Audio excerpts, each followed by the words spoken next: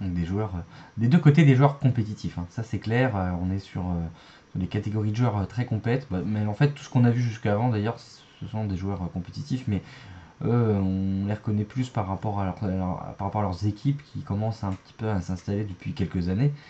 Et, et ça fait plaisir de toujours les voir. Donc c'est des équipes qui travaillent beaucoup sur beaucoup de match-up. Je sais pas, alors en interne, je sais pas comment ça se passe dans la Team Hercule, mais c'est vrai que sur la Soul Fusion, ça essaye beaucoup de choses. Il y a vraiment un gros travail de fond. Et des fois, quand j'ai l'occasion d'échanger avec quelques-uns de ces joueurs, on s'aperçoit qu'il y a vraiment des visions nouvelles, originales, avec des tech cards et tout ça. C'est hyper intéressant. C'est hyper intéressant. Si vous avez l'occasion en tournoi ou sur les réseaux de pouvoir discuter avec eux, c'est vrai qu'ils ont une vision du jeu qui est originale. On n'a pas l'habitude, qui est pas forcément très metagame finalement. Euh, non, c'est super sympa. Alors, donc Anthony qui a la main pour ce début de partie. Nelson qui va faire les effets de son leader cell, donc qui va permettre de mettre en fait des androïdes dessous, sous le leader, de façon à piocher des cartes. Donc le but pour lui, ça va être de s'éveiller grâce à cette mécanique. Et une fois éveillé, il va pouvoir activer des effets pour gagner critique sur son leader en enlevant justement des androïdes qui ont été absorbés. Donc j'aime bien. C'est un travail que Dragon Ball a toujours essayé de faire lorsqu'ils confectionnent leurs archétypes. J'aime bien le côté. Vous avez le terme chez vous, mais moi je l'ai bouffé. Euh, Justement en rapport avec l'histoire, avec le manga. J'aime bien c'est côté fluff en fait de ces leaders thématiques, ouais, les thématiques qui sont en rapport avec le fluff en fait de l'histoire du manga où justement celle absorbe des androïdes. J'aime bien ce qu'ils font à chaque fois comme ça. Je trouve que c'est bien réalisé. Euh, c'est super sympa. Moi j'aime beaucoup. La sortie de Nelson c'est déjà fini. Ah, problème.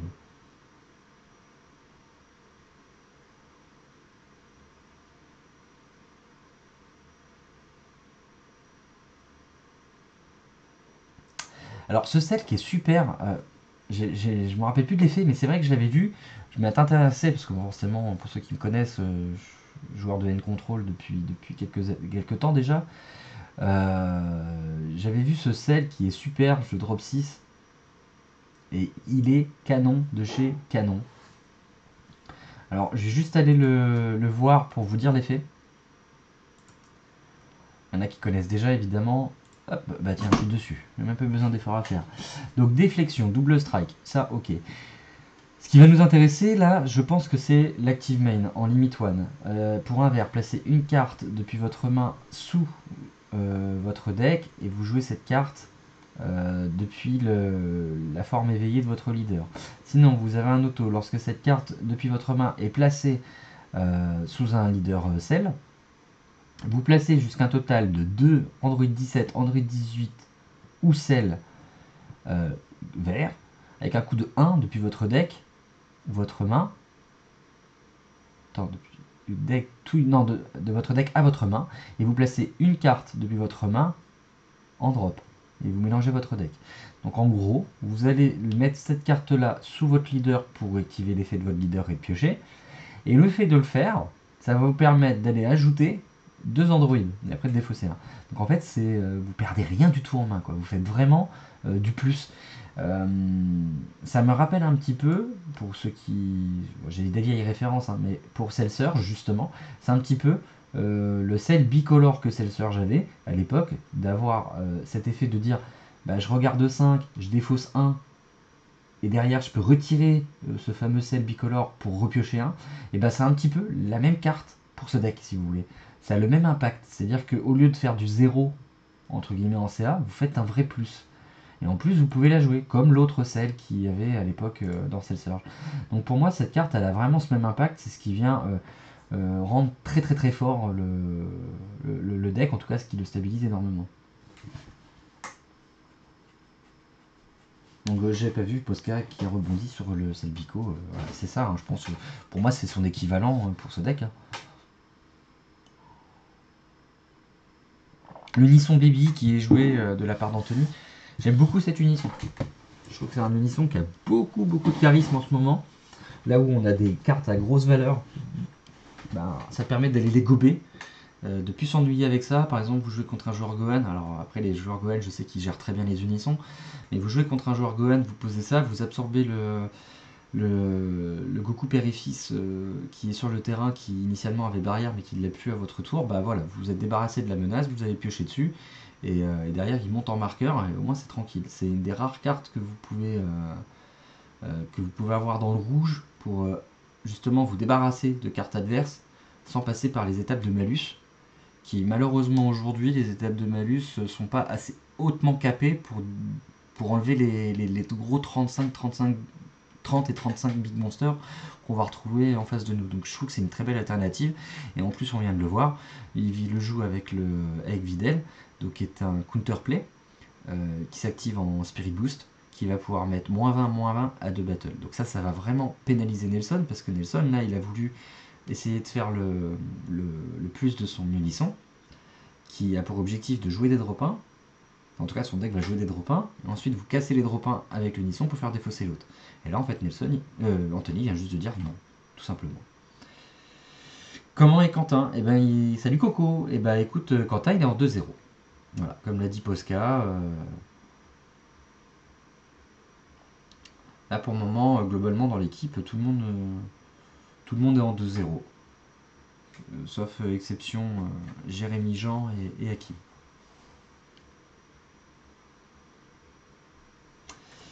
Alors.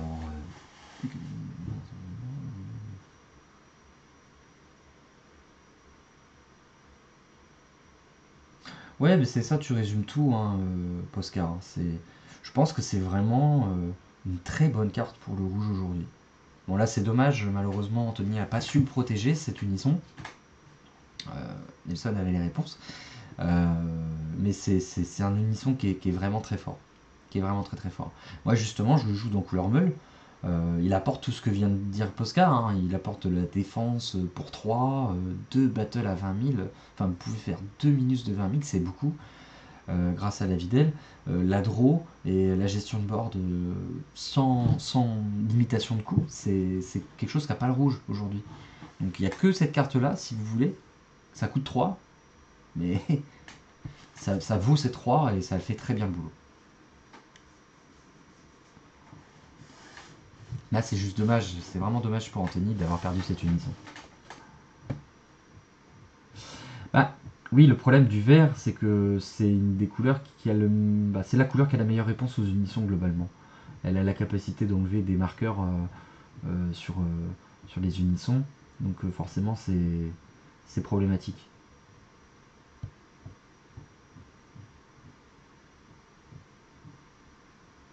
Les GR, enfin, il y a beaucoup de choses.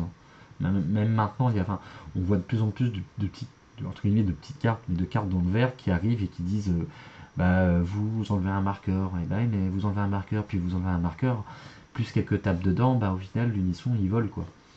Et un unisson aujourd'hui, aujourd'hui, ça a toujours été comme ça, pour qu'il soit un minimum rentable, il faut qu'il fasse 2 tours, 2 tours pleins. Ce que j'appelle des tours pleins, c'est votre tour de jeu, le tour adverse, votre tour de jeu, le tour adverse. Et s'ils font au moins ces 2 tours pleins, là on peut commencer à considérer qu'ils ont été rentables. Là, ce qui n'a pas été le cas d'Anthony. Il a fait un tour, il a fait son tour de jeu, il a utilisé le tour de son adversaire en soi, parce que son adversaire a mis entre guillemets sa ressource de tour dans son unisson. Mais voilà, c'est dommage. Il aurait pu faire un tour de plus, ça aurait été bon.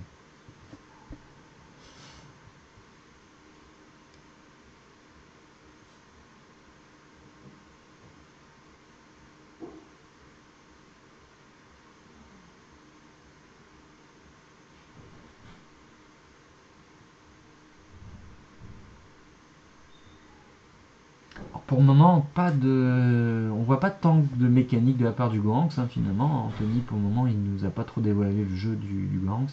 Savoir qu'il va pouvoir jouer des cartes pour très peu d'énergie. Des cartes qui vont avoir des 20 000 répliques, doubles. Un Big Monster, pareil, qui est dans cette même dynamique. Et quand on regarde la main, parce que on a l'occasion de la voir, bah, c'est une main très défensive, hein, finalement. C'est assez marrant, j'ai l'impression de voir une main de jeu, finalement, uniquement axé défensif, avec un setup unisson, comme si l'unisson était vraiment le Big Monster de son deck. Donc c'est vraiment dommage qu'il l'ait perdu. Avec je fais de la CA, je reste avec des énergies open, je viens de contrer avec des Dabra, avec des comptes qui vont te demander d'utiliser tes aides d'énergie. On a vraiment l'impression, voilà, avec des boules de la mort de Freezer qui vont faire des énormes values défensivement ou offensivement.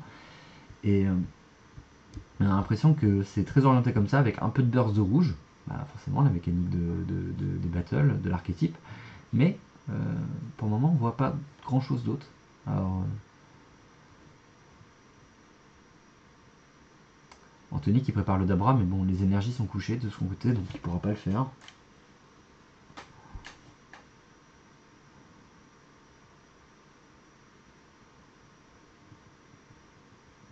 Ok, bah merci Posca de confirmer ce que je vois du coup. C'est vrai que j'ai repris là pour ton nom en fait, hein, le jeu, je vous remets un peu dans le truc. Moi, sortie du CDF, j'ai fait ma petite pause habituelle. Et, et du coup, tu confirmes qu'actuellement Gohang c'est joué comme ça.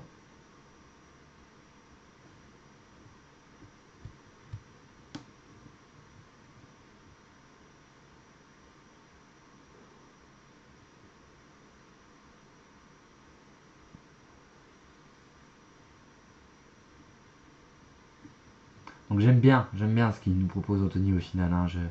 Là, il est clairement dans le style de jeu que j'aime moi, hein. C'est des jeux qui vont avoir des réponses sur le jeu adverse, qui va en fait laisser faire les erreurs à ton adversaire et toi profiter de ces erreurs pour lui rentrer dedans. Moi j'aime bien ça, euh, c'est bête à dire, mais c'est plus à l'autre de faire attention qu'à toi, même si ça te demande de connaître très très bien tes match-ups parce que tes ressources défensives, il faut les utiliser au bon moment et contre les bonnes cartes.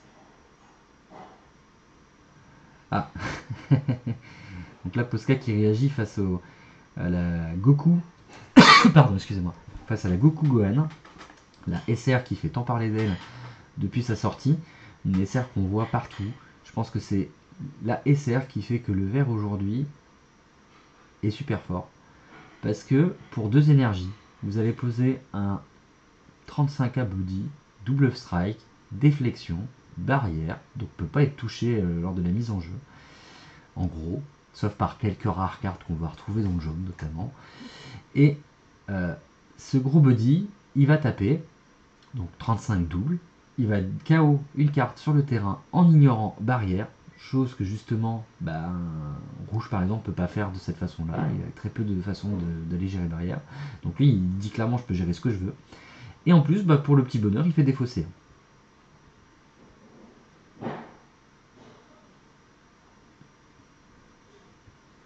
Donc le Bigamour effectivement qui a été lâché, Bigamour qui va interdire Anthony en fait de taper avec des cartes qui ont une valeur de 5 ou plus. C'est clairement le gros stop turn du vert actuellement. C'est Bigamour, quand vous jouez en vert contre vert, c'est un petit peu à celui qui a le plus de Bigamour. Parce que le Gohan Goku que je viens de vous décrire, c'est un drop 8, donc qui coûte 8 énergie. Alors bien sûr, vous ne jouez pas pour 8, vous jouez que pour 2, parce qu'il a une activation principale pour le jouer à 2. Mais en gros, ça va interdire, ça va vous faire des games très intéressantes du style Bigamour, à toi. Dans l'idée, c'est un peu ça.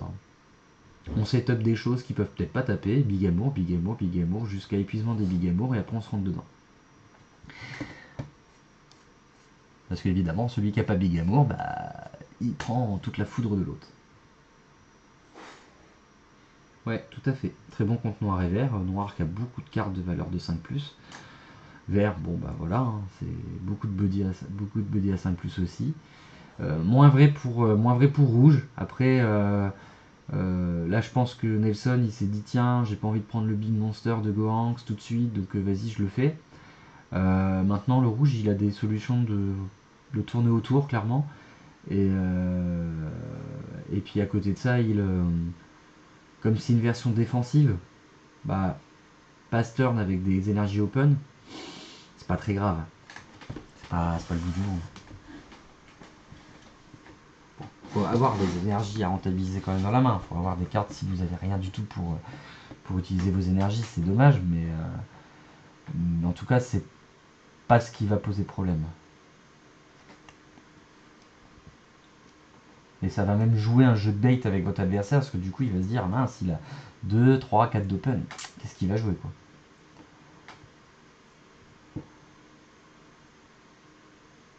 Plus on voit que dans la main d'Anthony, il y a quand même 2 super combos. On a un contre-contre. Donc le contre-contre qui sera idéal que sur vert, qui va permettre d'aller neutraliser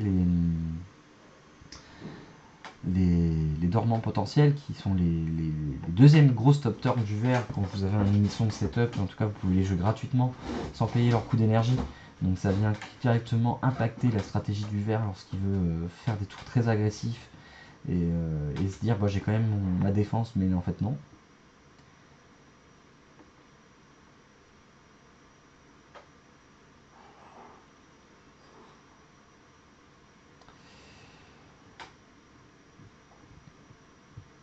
Alors, ok, donc là ça joue le fameux sel, le sel qu'on décrivait tout à l'heure.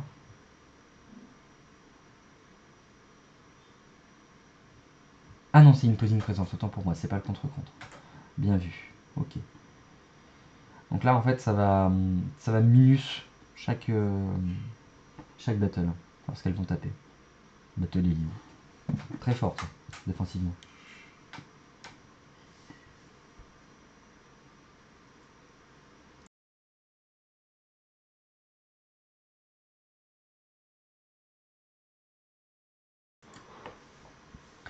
Alors là pas mal hein, pour Anthony en soi. Ces énergies de verte là, ça va peut-être pouvoir enfin faire jouer le Dabra. Je pense que ça lui fera pas de mal parce que bon 2 PV c'est pas grand chose. Il n'a pas l'air d'avoir beaucoup en main, en tout cas beaucoup de solutions actuellement. Il a ok 2 super combos qui vont lui faire piocher des cartes. Mais faut renvoyer des cartes sous le deck pour piocher des cartes. Et bah, je crois qu'il a malheureusement que 3 cartes en main. Voilà, donc on est obligé de renvoyer d'Abra, c'est dommage. Là je pense qu'il aurait tellement préféré avoir un petit effet de discard. Oui, il faut faire tout à fait attention à ça. Comme le dit Posca, on a le Guéro qui est une des rares maintenant cartes qui donne double frappe à un leader. Chose qui a été sortie du méta parce que c'est vrai que... Ouh, qu'est-ce qu'il nous joue là? C'est un sel. C'est une SR, je crois, là en version SPR qui permet de jouer des tokens. Elle joue des tokens qui ont 5000 de combo. C'est assez original. De mémoire, la dernière lecture de la carte, c'était pas non plus incroyable, incroyable. Mais parce qu'en gros, ça vous fait quoi, un 30-40 cabodis? Ce qui est bien, hein, ça tape fort, mais je crois qu'il n'y a que ça. Je crois qu'en gros, ça fait ça et c'est tout. Ouais, malheureusement, Anthony, je pense qu'il va commencer à s'effondrer un peu. Bon, il pioche super combo sur super combo, ce qui va l'aider là. Mais ses énergies, malheureusement, il va peiner à les mettre en place. Alors c'est que je vois pas de Z extra en jeu. Enfin, en fait, il a son terrain là. Mais la Z extra du rouge qui est tellement forte, qui permet de minus de 25 000 une battle en face, de piocher 1 et gagner 15 000 sur son leader, c'est tellement fort pour rouge aujourd'hui. Et de pas pouvoir l'avoir en place, c'est tellement dommage parce que je trouve que c'est une des meilleures réponses en fait. Et ben la voilà, voilà, voilà, tout simplement. C'est ça, c'est exactement ça. Il est obligé de virer son terrain pour la jouer. Et il le fait. Et je crois qu'il a pas le choix. C'est tellement fort qu'il peut pas passer à côté de cette carte. Ah, il doit vider ce qu'il y a dessous, ok. Là, du coup, tu. Ok, ok. Et cette carte, ouais, pour moi, c'est l'ADN du rouge aujourd'hui. C'est, vous avez, enfin, là c'est le setup, c'est dommage, ça arrive tour 5, il est déjà bien engagé, on va voir comment il arrive à se défendre comme ça. Mais, mais c'est ça en fait, c'est cette carte-là, Baby Unisson, et go. On pioche, on gobe ce qu'il y a en face, on tape à 20k avec l'unisson. Oh, et la secrète qui sort, ça va beaucoup l'aider. Ça déjà, ça peut le faire gagner tout simplement. Parce que s'il n'y a pas de compte dans la main de Nelson, c'est gagné. Et il a Burst in Rage, on a vu. Super combo, la Burst in Rage. Donc là, en termes de value défense, on est à plus 20k, plus 40. On est sur un leader qui va se défendre très largement. Donc il choisit d'enlever le nouveau Piccolo vert qui est un contre-attaque.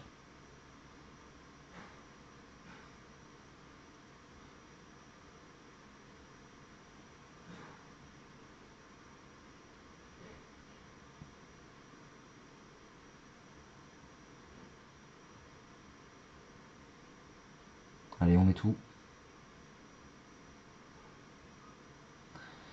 On donne tout. Mais ça sera pas suffisant, je pense. Hein. Parce que si effectivement on donne plus 5k, plus 20, ça commence à être beaucoup quoi. Les super combos. Une énergie encore d'ouverte, on sait jamais. Il y a des Selmea dans la liste, ça peut tout de suite faire la différence. 45 de base. Vous vous rendez compte, déjà de base là, vous êtes au-delà de la valeur d'attaque de la carte attaquante. Plus de super combos qui vont clairement passer la combo qui a été mise en place. Hop, hop, et c'est défendu. C'était beaucoup trop court. Et là c'est compliqué. Là, on n'a plus de main de côté Anthony. De toute façon,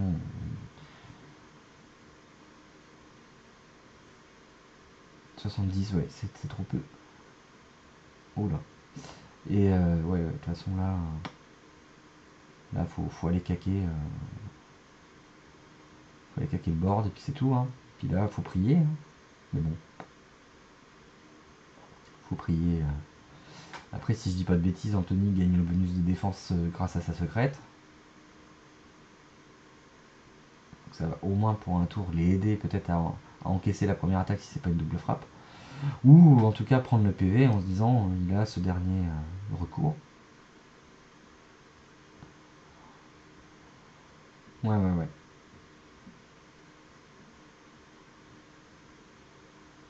Et en plus, celle est en crit parce qu'Anthony a 0 en main. Ok, bon. Non. Je fais confiance à Posca. Et Posca me dit des bêtises. Non, non, non.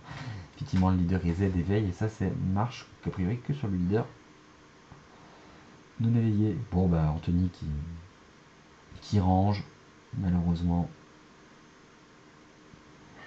Dommage. Je pense que là, il y a eu un problème de setup de la part d'Anthony avec son baby. Je pense qu'il a négligé la capacité